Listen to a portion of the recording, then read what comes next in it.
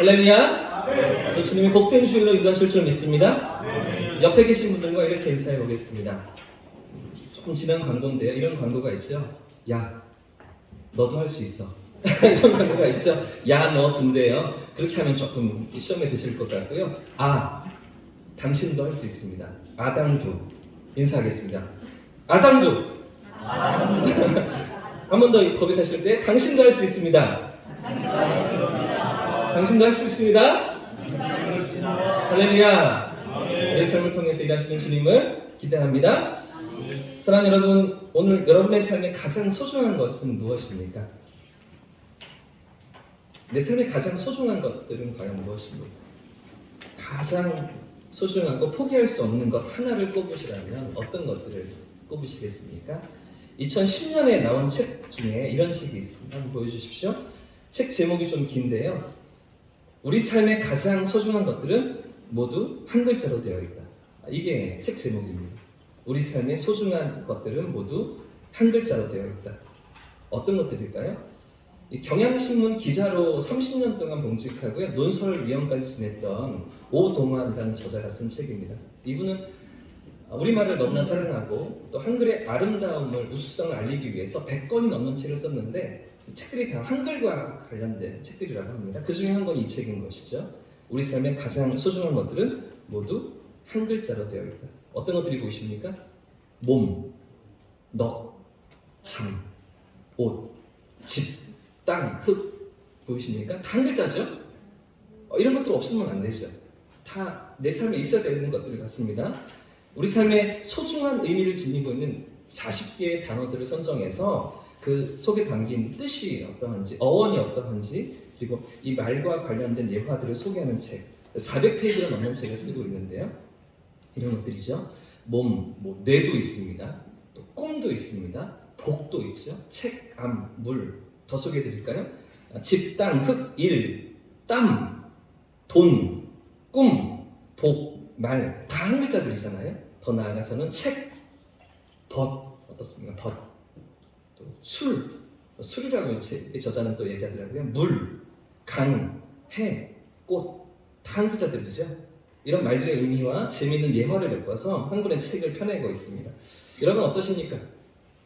동의가 되세요? 그럴듯하죠? 정말 우리의 삶에 필요한 것들이 모두 한 글자로 되어 있는 것 같지요? 여러분 삶에 만약에 이런 것들이 없다면 어떤 일이 생길까요? 만약 우리의 삶에 말이 없다면 말 어떤 일이 생길까요?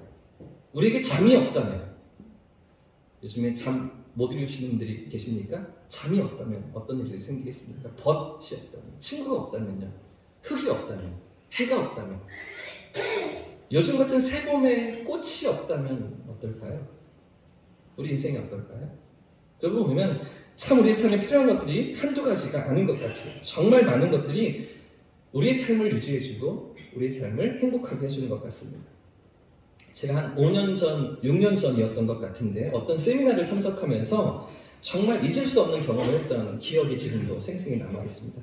그 세미나 첫 시간이 이런 워크숍이었는데요. 작은 종이를 15개를 쪽지를 주면서 이 안에 하나씩 15개를 나에게 소중한 것들을 적으라고 하는 겁니다. 종이 하나하나 소중한 것들을 적는 그런 시간이었는데요. 이런 모습이죠. 제가 적었던 것들입니다. 보이십니까? 내 신체의 중요한 부분도 적으라고 하더라고요. 눈을 적었습니다. 저는 손을 적었습니다. 나에게 소중한 사람들을 적으라고 하더라고요. 우리 식구들을 적고 우리 부모님을 적고 이름을 적었습니다. 그리고 나에게 있어서 중요한 물건들을 적으라고 하더라고요. 물건들이 뭐가 있을까? 그래서 차가 조금 비싸서 자동차를 적고요. 그러고 보니까 노트북도 조금 비싸더라고요. 노트북을 적고요. 이런 것들을 적으면서 15개를 다 적었는데요. 그런데 약간의 시간을 주고 나서는 참석한 사람들이 다 종이를 채우자 진행자가 이렇게 말하는 것입니다. 갑자기 내 인생에 어떤 심각한 문제가 생겨서 이 중에 절반을 버려야 한다는 것이죠. 1분 안에 7개를 포기해야 된다고 말하는 것입니다. 제가 어떤 것들을 버려야 할까요? 이 중에 어떤 것들을 포기할 수 있을까요? 그래도 소중하게 생각했던 것들인데 어떤 것들부터 버려야 할까요? 핸드폰 버렸습니다. 없어도 될 것 같은 거죠. 자동차도 비행기는 예. 조종한 RC 비행기, 무선 조종 비행기 가지고 놀고 있었거든요. 조그만한 게 있었는데 그것도 버렸습니다. 집도 버리고요. 주로 물건들이 먼저 버려지더라고요. 그래도 착해지고 싶은 마음이 조금 있어서 성실함, 뭐 배려심 이런 것들 제가 그래도 갖고 있다고 생각이 들었는데 이제 버리고 말았습니다. 쓸만하다고 생각하는 곱슬머리도 버렸습니다. 이런 것들이 다 버려지고 있는 거죠. 그리고 남은 게 8개였습니다. 이런 것들이 남았는데요. 넘겨주십시오. 이렇게 남았습니다. 내 삶의 중요한 것들 8가지가 이렇게 남더라고요. 근데 또 1분을 더 주더니 이 중에서도 또다시 절반을 버리라고 말하는 거죠. 4개를 버리라고 말하는 겁니다. 가장 소중한 것들 4개만 남기고 또다시 버리라고 진행자가 이야기하는데요. 이제는 버리는 게 문제가 아니라 뭘 남겨야 할지가 이게 고민되기 시작하는 거죠. 정말 내 삶에 남겨두어야 할 것 무엇이겠습니까? 제일 먼저 손을 버렸습니다. 손이 없으면 옆에서 먹여주겠죠.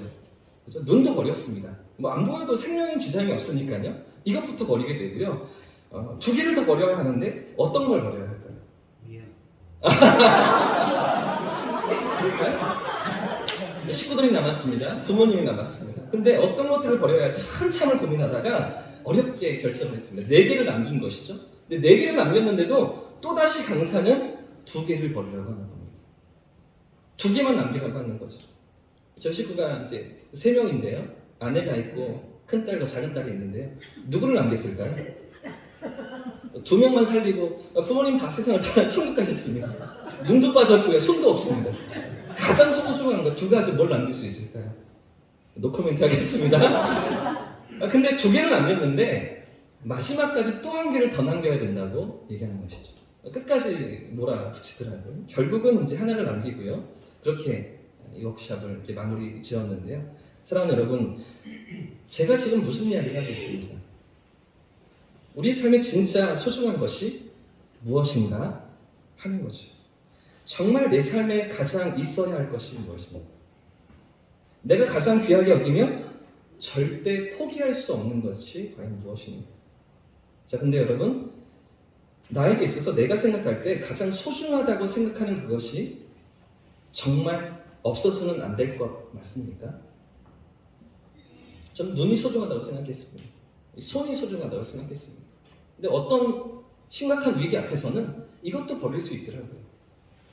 이것도 정말 중요한 건 아닐 수 있겠더라고요. 내 삶을 들여다보고 정말 또 들여다보다 보면서 고민하고 또 고민할 때 내가 생각하는 그 소중한 것이 정말 나에게 가장 소중한 것일까요? 정말 나에게 필요한 것일까요? 오늘 우리가 읽었던 말씀은 이 땅을 살아가는 모든 인생들에게 가장 소중한 것이 무엇인지, 소중한 것들이 너무나 많이 있지만 정말 소중하고 정말 필요한 것이 무엇인가를 가르쳐주고 있습니다. 이 모든 것들 가운데서도 더 근본적으로, 더 절대적으로 필요한 것이 무엇인가 오늘 말씀이 가르쳐주고 있는 것이죠. 이 땅을 사는 모든 인생들에게 필요한 한 가지가 있다. 누구에게나 필요한 한 가지가 있다고 오늘 본문이 말하고 있는 것인데요. 그것이 무엇일까요? 그건 바로 하나님이십니다. 살아계신 하나님이 우리에게 필요한 것이죠. 왜 그렇습니까? 사람을 하나님께서 만드셨기 때문입니다.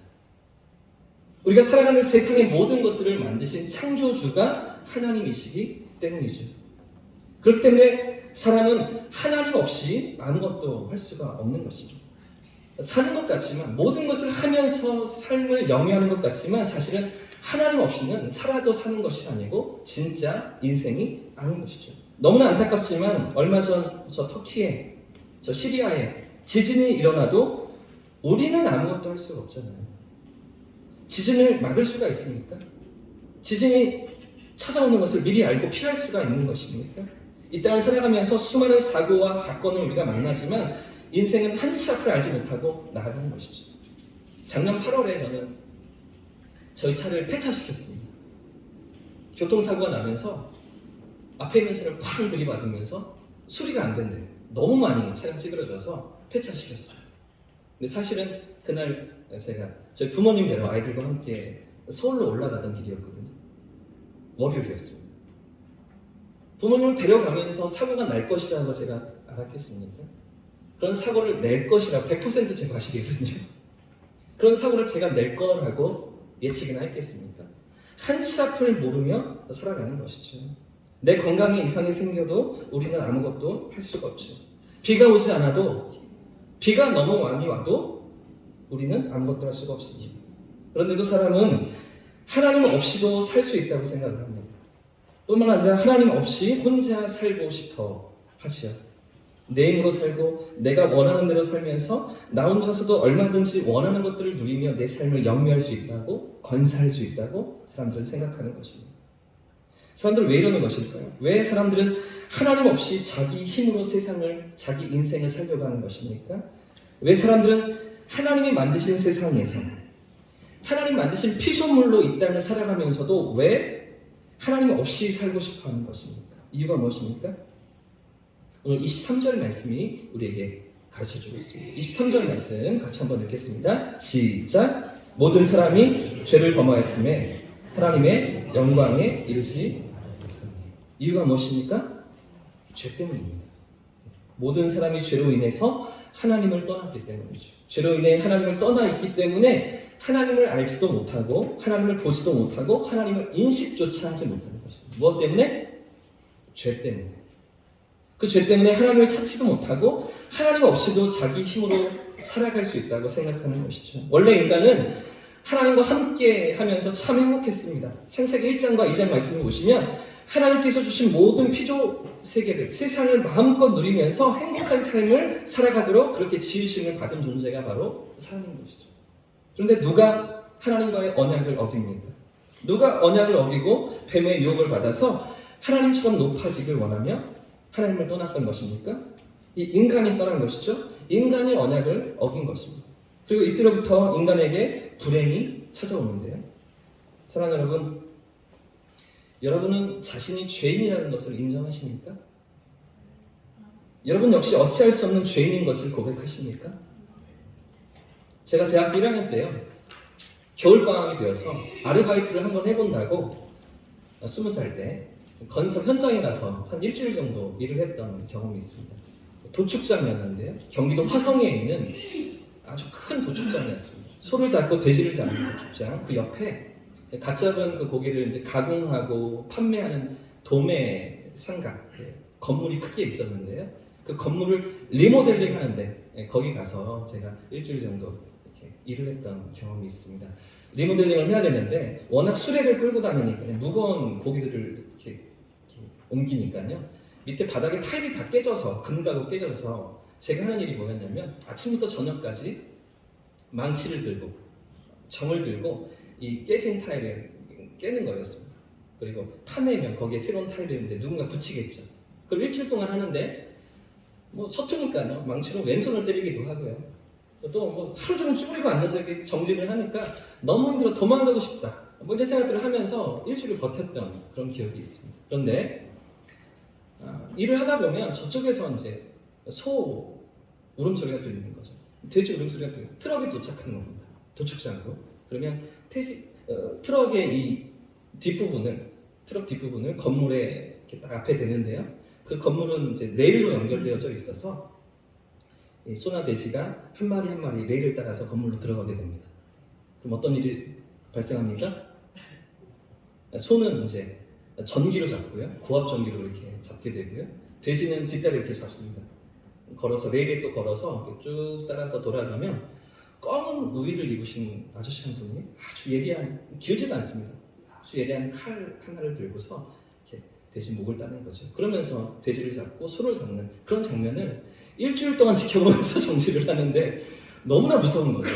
너무나 그 모습이 참 놀랍기도 하고 충격적인 그런 장면이었습니다. 하루에도 수백 마리를 잡는 그런 도축장인데요. 그러다 보니 그 과정에서 나온 피와 부산물들도 어마어마했습니다. 그렇게 잡은 소와 돼지 피를 그냥 하수도에 버리면 안 되는 거잖아요.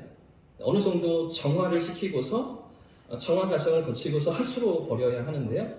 제가 그 정수시설을 본 거죠. 건물 옆에 정말 커다란 저수지 같은 그 큰 수조에 모든 피가 다 쌓여있는 그런 모습을 제가 보게 되었습니다. 그런데 제가 그 장면을 보면서 너무나 충격을 받은 것은 이런 생각이 드는 겁니다. 사람이 먹고서 뒤로 나오는 걸로 세상을 더럽히고 세상을 오염시킨다고 생각을 했는데, 사람이 먹는 데에도, 먹기 위해서도 이렇게 세상을 오염시키는 거예요. 우리가 먹고 살아가기 위해서도 이렇게 세상을 더럽히는구나, 이런 생각들이 밀려왔습니다. 여러분 어떠십니까? 우리가 세상을 살아가면서 세상을 더 깨끗하게 만드십니까? 더 더럽게 만드십니까? 더 깨끗한 것들을 많이 생산하십니까? 아니면 더 쓰레기를 많이 생산하십니까? 우리가 어떤 것 같지요? 곰곰이 생각해보면 우리가 먹고 입고 사용하는 모든 것들이 사실은 세상을 정화시키고 깨끗하게 만드는 것들이 아니라 더 오염시키고 더럽히는 것들 뿐이죠. 그렇지 않습니까? 그런데도 많은 사람들이 성경에서 말하는 이 죄인이라는 표현을 싫어합니다. 당신 죄인이야 말하는 것들에 대해서 너무나 싫어하죠. 나는 특별히 잘못한 것도 없고 다른 사람을 도와주면 도와주었지 남에게 해를 끼친 것도 없는데 그런데도 죄인이라고 말한다고 사람들이 싫어하는 것입니다. 성경이 말하는 죄가 무엇입니까? 하나님을 떠난 인생은, 하나님 없이 살아가는 인생은 그 존재 자체가 죄라는 것이죠. 죄를 안 지을래야 안 지을 수가 없는 존재들이며 죄를 지었기 때문에 죄인이 아니라 죄인이기 때문에 죄를 지을 수밖에 없는 그런 상태에 우리가 있다고 성경은 고발하는 것입니다. 성경 어디에서 그렇게 말씀하십니까? 오늘 본문 위에 3장 10절 말씀, 로마서 3장 10절 말씀인데 제가 읽겠습니다. 기록된 바 의인은 없나니 하나도 없으며. 이 세상에 죄가 없는 사람이 얼마나 있다고 말씀하십니까? 하나도 없다는 것이죠. 모두가 다 죄인이라고 성경은 가르쳐주고 있는 것이죠. 그런데 이 죄 때문에 어떻게 되었습니까? 이어지는 11절 말씀을 보십시오. 깨닫는 자도 없고 아무도 깨닫는 자가 없고 하나님을 찾는 자도 없고 다 치우쳐 모두가 무익한 인생이 되었다고 말씀하셨죠. 그래서 선을 행하는 자가 몇이나 된다? 하나도 없다. 아무도 없다는 것이죠. 모든 인생이 죄 가운데서 하나님을 떠난 채로 그 죄로 인해서 하나님을 알 수도 없고 하나님을 찾을 수도 없으며 하나님께로 나아갈 수도 없는 영혼의 눈이 감기고 영혼의 귀가 막힌 영혼이 죽은 상태가 바로 이 땅을 살아가는 모든 인생들의 현실이라고 성경은 고발하고 있는 거죠. 그래서 이렇게 망가져버린 인생들의 결국이 무엇입니까? 이런 인생의 그 결국이 어디로 나아갑니까? 13절 말씀을 보십시오. 13절 그들의 인생의 목구멍은 열린 무엇이라고요? 무덤이라고 얘기하죠. 사람이 살아가야 하기 때문에 무언가를 먹습니다. 하지만 그 먹는 것들이 모두 어떤 것들입니까? 남의 생명을 빼앗는 것들입니다.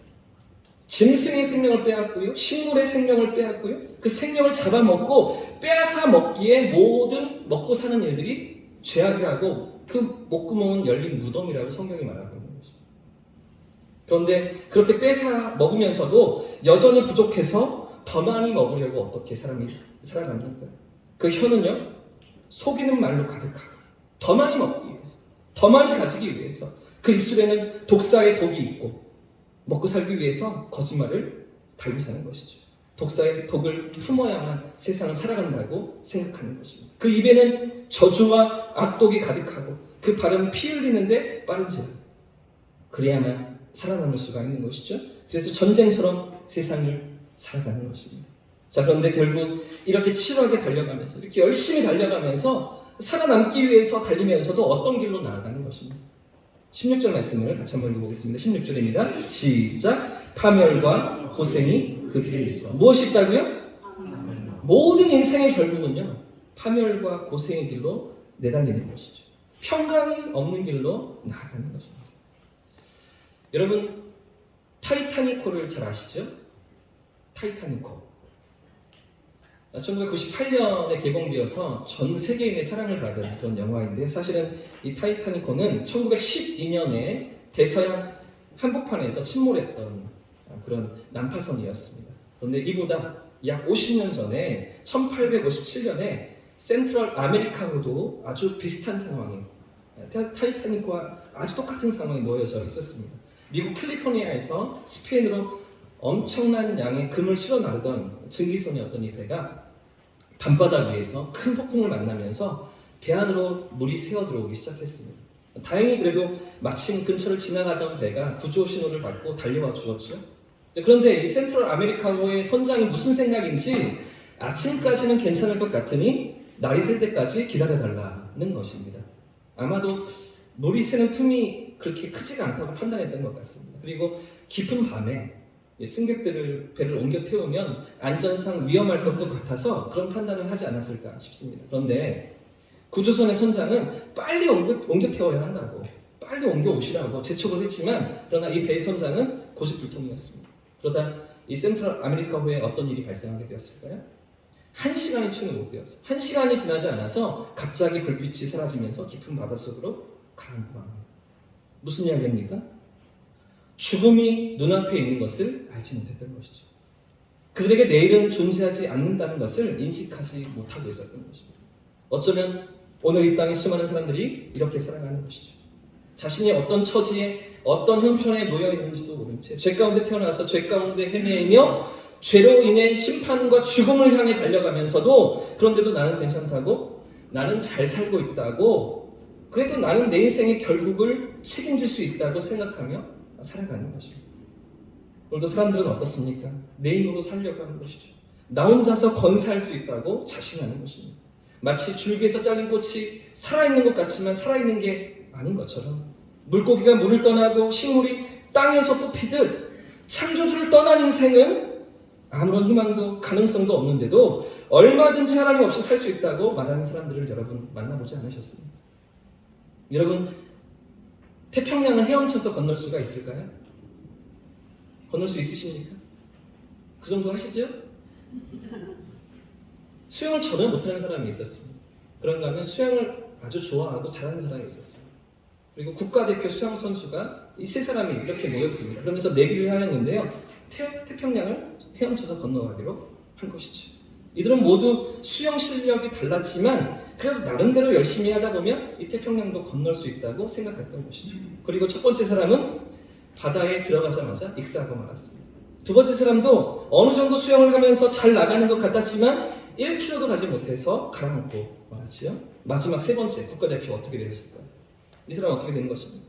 오랜 시간 수영을 할 수 있었지만 4km쯤 지나니 몸에서 힘이 빠지기 시작합니다. 6km를 지나니 완전히 지치고 말았어요. 그러다가 8km 지점에서 익사하고 마는 것입니다. 무슨 이야기입니까? 수영으로 태평양을 건너려는 시도 자체가 말이 안 되는 것이죠. 창조주 하나님 없이 행복한 인생을 살아보겠다는 것이 넌센스라는 것입니다. 결국 이런 죄 가운데 살아가는 인생들이 향하는 종착점이 어디입니까? 성경은 죄로 인해서 인간에게 찾아온 죽음에 대해 세 가지로 가르쳐 주는데요. 세 가지 죽음이 우리에게 찾아왔다. 죄 때문에 가르쳐 주고 있습니다. 첫 번째는 육체적인 죽음입니다.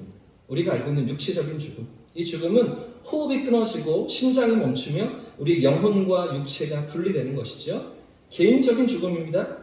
모든 육체적인 기능이 중단되는 것입니다. 죄 때문에 이 육체적인 죽음이 찾아왔다는 것이죠.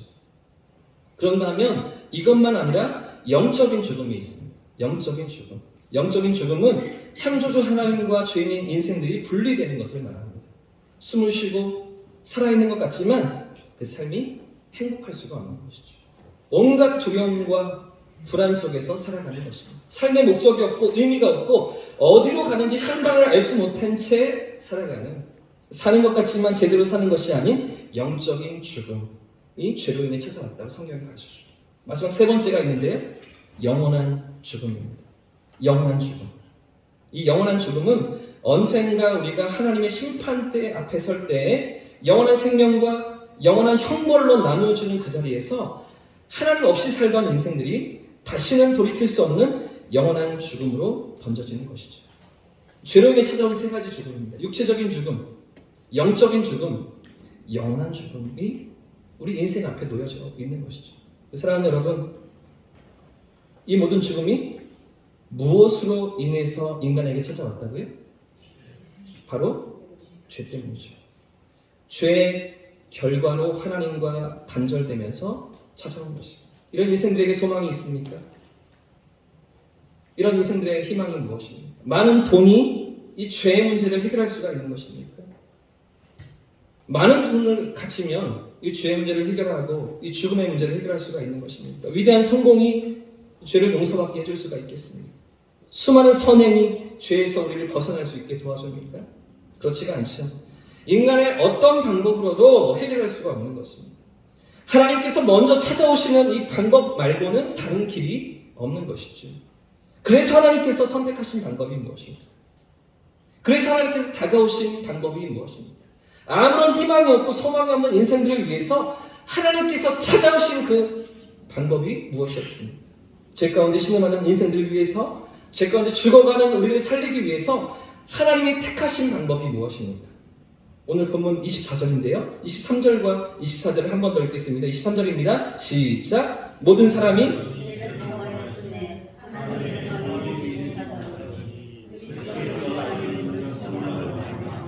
하나님의 은혜로 값없이 의롭다 하심을 얻은 자 되었느니라. 할렐루야!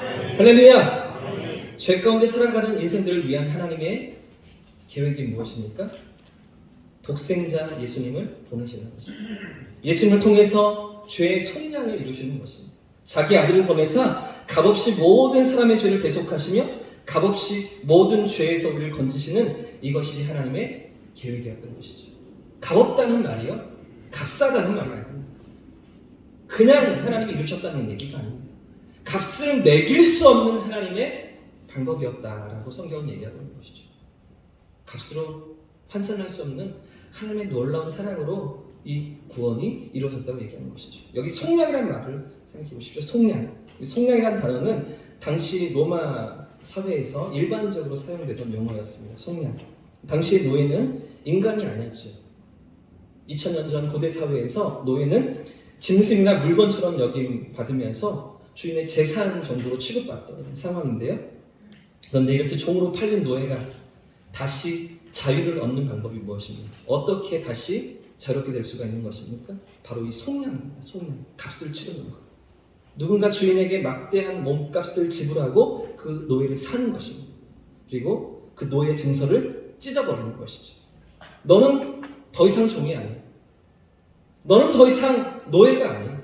너는 이제 해방이야. 이런 선언이 바로 속량인 것입니다. 그런데 죄 가운데 있는 우리를 위해서 하나님은 어떻게 속량을 이루어 주셨습니까?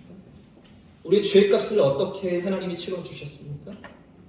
그의 아들 예수 그리스도의 십자가 피죠. 예수님의 십자가의 죽으심입니다. 독생자 예수님의 죽으심과 부활을 통해서 죄의 종되었던 우리를 건지시고 자유케 하셨습니다. 할렐루야! 그래서 에베소서 1장 말씀에 이렇게 말씀하시죠. 우리는 그리스도 안에서 그의 은혜의 풍성함을 따라 그의 피로 말미암아 속량 곧 죄사함을 받았다. 그리스도 안에서 그의 피로 말미암아 속량을 받았다. 구속함을 받았다. 성경이 우리에게 가르쳐주고 있는 것입니다. 로마서 8장 1절과 2절에서도 이렇게 말씀하시는데요. 그러므로 이제 그리스도 예수 안에 있는 자에게는 결코 정죄함이 없나니 이는 그리스도 예수 안에 있는 생명의 성령의 법이 죄와 사망의 법에서 너를 어떻게 해요? 해방하였습니다. 할렐루야! 예수의 피로 예수 안에서 우리를 해방시키시며 자유롭게 하신 줄 믿습니다. 이 놀라운 사실이 여러분 믿어지십니까? 예수님의 속량이 바로 나를 위한 것임이 믿어지십니까? 구약의 이사야 선지자를 통해서도 같은 약속을 주셨습니다. 우리를 향한 하나님의 그 구원 계획이 무엇인지 분명히 말씀하셨습니다. 예수님 오시기 800년 전에 이렇게 약속하신 것이죠. 그가 찔림은 우리의 허물을 인하며 그가 상함은 우리의 죄악을 인함이라. 그가 징계를 받음으로 우리가 평화를 누리고 그가 채찍에 맞음으로 우리는 나음을 받았도다. 우리는 다 양 같아서 그릇 행하여 각기 제 길로 갔거늘 여호와께서는 우리 모두의 죄악을 그에게 담당시키셨다. 누가 담당하신 것입니까? 누가 우리 죄값을 대신 치르신 것입니까? 누구를 위해서 구주께서 이 땅에 오시고 누구를 위해서 모든 고초와 하나님의 진노를 담당하신 것입니까? 바로 나이죠. 바로 나를 위해서, 우리를 위해서 주께서 죽으시고 대속을 속량을 이루셨던 것입니다. 이 놀라운 고백이 우리의 고백 되시기를 축복합니다. 나의 믿음의 고백 되시기를 축복합니다. 죄 가운데 아무런 희망이 없던 나를 위해서 예수님이 이 땅에 오셨습니다. 그 주님이 나를 위해서 십자가에서 속량을 이루셨음을 확신하고 그 사랑을 붙들고 살아가는 저와 우리 모두의 삶을 축복합니다. 영국 런던에 가시면 K 미술관이라는 미술관이 있습니다. 이 미술관 안에는 빅토리아 시대에 프레드릭 와츠라는 작가가 그린 그림이 하나가 있는데요. 이런 그림입니다. 어떤 모습이 보이십니까? 조금 이렇게 넓게 퍼져 있지만요. 한 여인이 지구본 위에 앉아 있는 그림인데요. 가슴에 비파를 안고 있는 그런 그림입니다. 이 그림은 2008년 미국의 전 오바마 대통령이 민주당 전당대회에서 인용을 하면서 그리고 대통령 후보가 되면서 세상에 더 알려진 그런 그림입니다. 어떤 모습이 보이십니까? 한 여인이 참담한 모습으로 작은 비파를 가슴에 안고 이 지구본 위에 앉아 있습니다. 이 여인은 눈이 가려져 있죠. 눈이 보이지 않는 그런 여인입니다. 그녀 위에 하늘은 해도 없습니다. 달도 없습니다. 어두운 밤하늘에 오직 별 하나가 그녀를 비추고 있는데요. 그런데 그녀가 들고 있는 7줄 비파를 보시면 자세히 보시면 이미 줄이 다 끊어져 있습니다. 7개 중에 6개가 다 끊어졌고 하나밖에 안 남은 그 상태에서 그녀는 이 한 줄로 연주를 하고 있는 것이죠. 앞이 보이지 않는 상태에서 외롭게 홀로 앉아서 그 남아있는 한 줄로 연주를 하고 있는 그런 모습입니다. 많은 미술 평론가들이 이 그림을 보면서 제목을 이렇게 상상했습니다. 절망 속에 있는 여인, 이렇게 생각했는데요. 그런데 정작 이 그림을 완성한 와츠는 전혀 다른 제목을 내놓았습니다.